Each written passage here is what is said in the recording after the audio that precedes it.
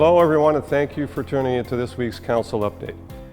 Council approved the new board members for the Hamilton Anti-Racism Resource Center, or HARC as we like to call it. The new 13-member board was recommended to Council by a community advisory panel who began their search in October of 2020. I'd like to once again congratulate the newly appointed HARC board members and thank everyone who applied. The HARC will promote a sense of belonging for racialized people in our community and provide information, support, and resources for individuals impacted by racism and other forms of race-related oppression.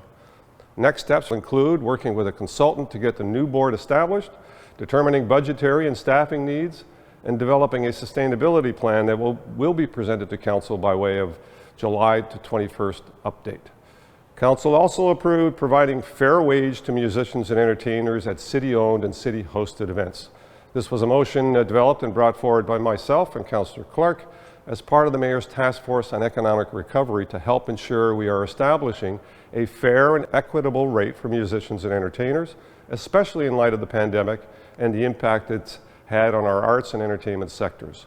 So next steps, we'll see staff reporting back to a future General Issues Committee meeting on the establishment of a city guideline or a policy establishing a practice of payment for musicians based on the most current fees recommended by the Canadian Federation for Musicians, represented locally by the Hamilton Music Guild Local 293 for city-hosted and city-funded events.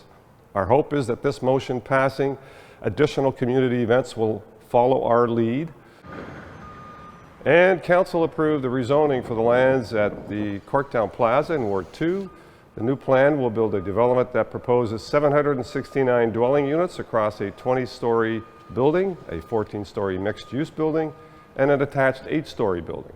The current one-story plaza includes a retail mix of Hasty Market, laundromat, and pharmacy, and the new build will have a similar retail mix and will ultimately transform this area to become more pedestrian-friendly and accessible. Thank you all for watching this update, and I'll see you next time.